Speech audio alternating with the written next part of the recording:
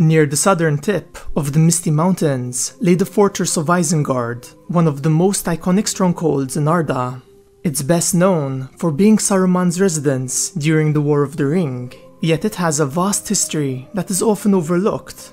Who built this mighty stronghold? What was its purpose? And what happened to it after Saruman's defeat? Hello friends, it's Carl here, and in today's episode we'll be exploring the Fortress of Isengard.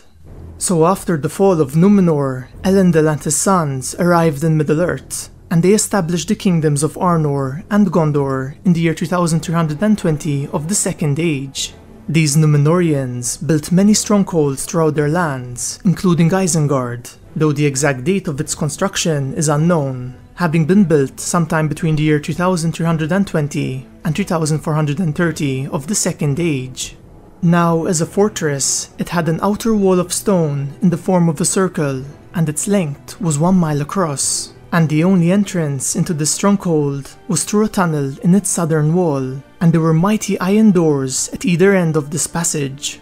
The Numenoreans had carved out many chambers, passages and halls in the inner wall of Isengard that served as housing for its people, and its land was uneven, for it was located in the middle of a valley. Its most iconic structure was the Tower of Orthanc that lay in the center of Isengard, and it was 500 feet high, with 4 sharp pinnacles at its top, and its roof was marked with many strange signs and symbols.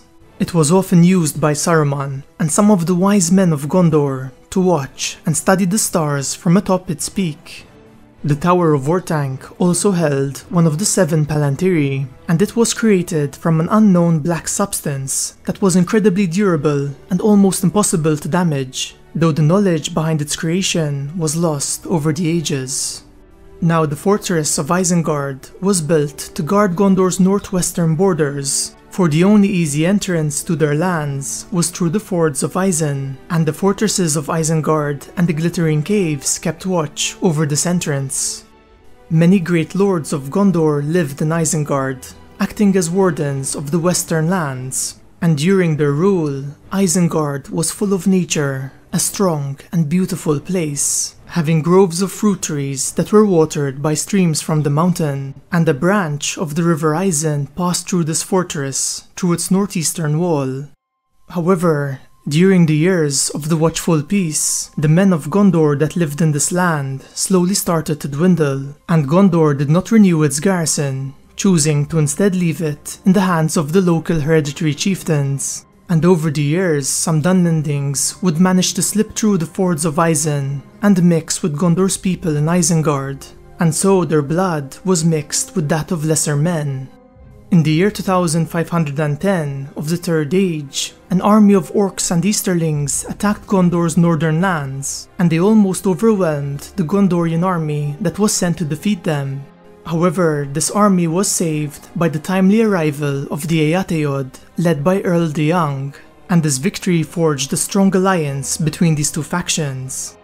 The land of Kalenardon, the northern region of Gondor, was given to the Eataod, and this land would be known as Rohan, though Isengard would remain under Gondor's control.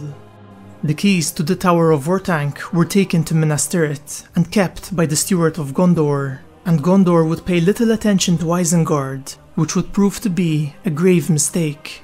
For over the next 300 years, the line of Gondorian chieftains in Isengard would fail, and its command would fall to a family of mixed blood that were friendlier and more sympathetic to the Dunlendings compared to the Rohirrim.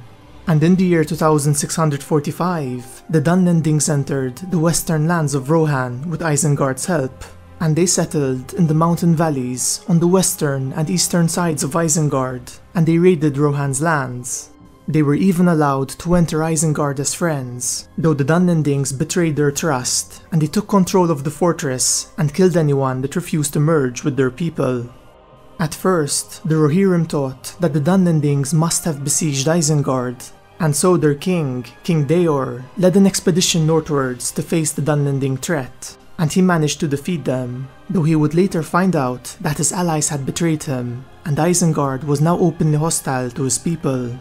He didn't have enough manpower to assault or besiege Isengard, And so, the people of Rohan were left with no choice but to leave a strong force of Rohirrim in the northern lands of the Westfold to keep Isengard in check.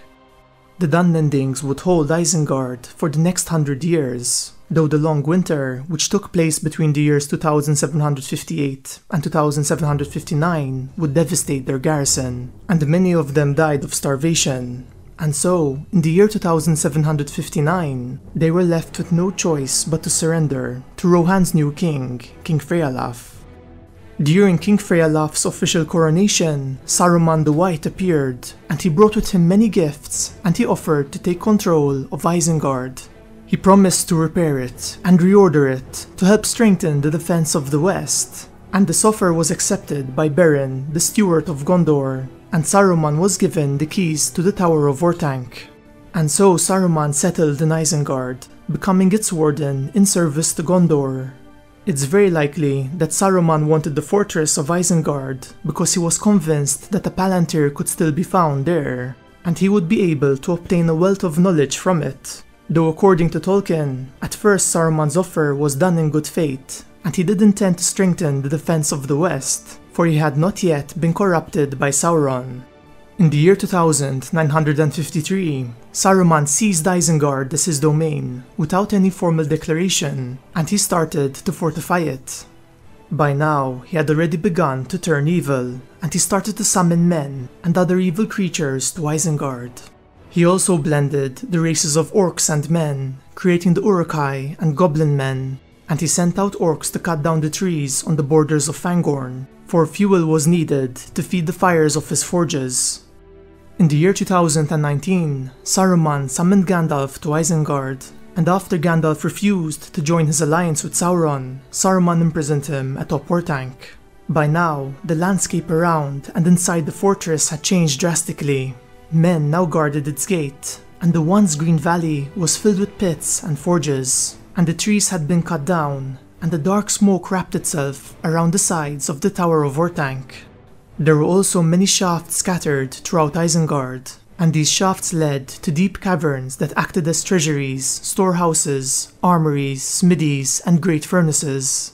Iron wheels revolved there endlessly, and the sounds of hammers echoed in these caves. Gandalf would manage to escape the Tower of Orthanc with the help of Gwaihir the Eagle, and 2 days later, the Witch King would reach the gates of Isengard to question Saruman about the whereabouts of the One Ring, though Saruman told him to find Gandalf if he wanted this information. Under Saruman's rule, the valley became known as Nan Kuranir, meaning the Valley of Saruman, and one could find some acres of land beneath the walls of Isengard that were tilled by slaves, probably as a food source for his armies. The men under his command were better supplied compared to Saruman's other servants, for they had wine, pork, bread, butter, and honey. It's believed that through his experiments in Isengard, Saruman created the explosive fire that destroyed the wall at Helm's Deep, since it's referred to as the Fire of Orthanc or the Devilry of Orthanc.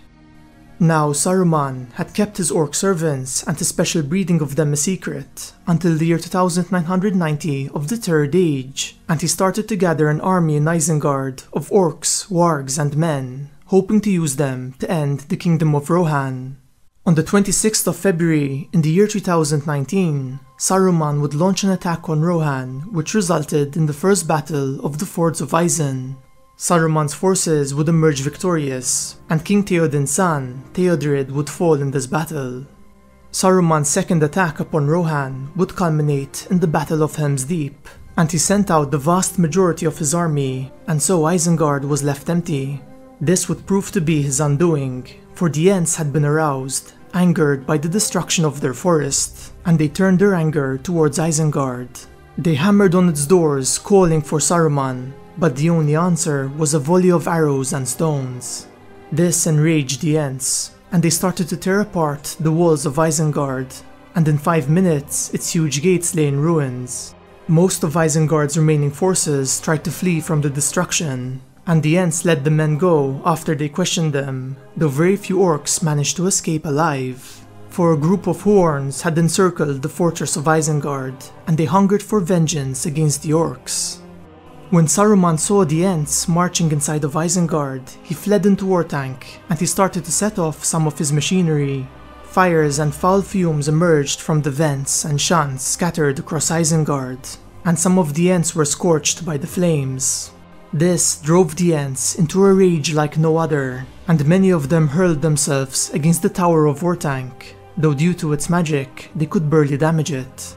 And so the Ents set a watch near the tower to make sure that Saruman wouldn't escape, while the other Ents flooded Isengard by diverting the streams of the River Isen and destroying the dam that held back the water. This filled Isengard with a black creeping pool, and the water found its way into the pits and shafts, and a great white steam rose up. The Ents would keep on pouring water till all the fires were quenched and every cave filled, and then the water slowly began sinking once more. Gandalf would later face Saruman from outside of Orthanc, and he offered him terms of surrender, promising Saruman his freedom if he gave up the keys of Orthanc and his staff, though Saruman would refuse this offer, and Wormtongue threw the Palantir down from the Tower of Orthanc to Saruman's displeasure. Since the waters inside of Isengard had gone down, Gandalf feared that Saruman might flee through some deep passages that were delved beneath Orthanc, and so he asked Treebeard to flood Isengard and its passages once more, and to keep it as a standing pool to prevent Saruman from escaping. When the forces of the West attacked the Black Gate, the mouth of Sauron emerged, offering terms of surrender, and these terms included that the land of Isengard would become Sauron's, and that the men of Rohan would help rebuild it. He also mentioned that Sauron planned to assign a new lieutenant of his to rule Isengard, and it's implied that the mouth of Sauron would have been in command of this fortress. Despite the odds that were stacked against them, the host of the West would prove victorious, and following their victory, Aragorn, Gandalf and the hobbits would travel to Isengard.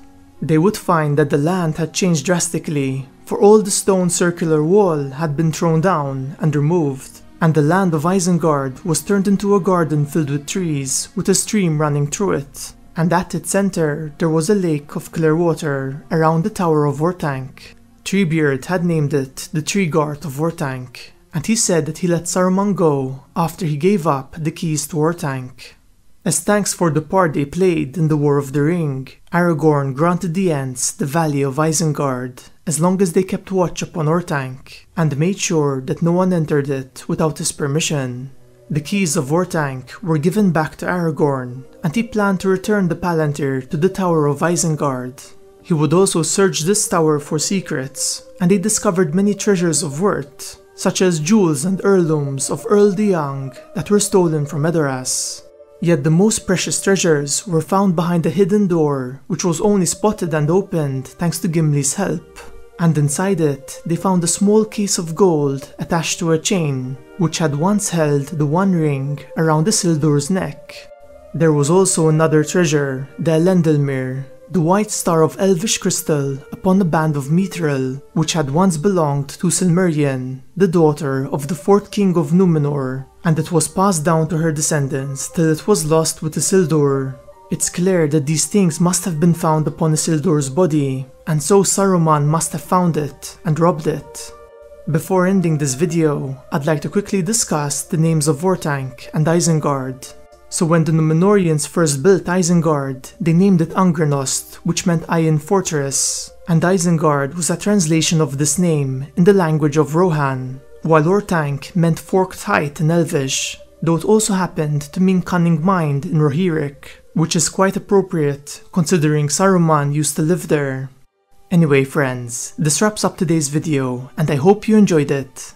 If you're interested, check out our Facebook, Twitter, Patreon, Discord, and Loot Crate partnership links in the video description. And if you enjoyed this video, leave a like and subscribe to join our fellowship today. I hope to see you all in my next video, where together we'll once again explore the magical world and lore of Middle-earth.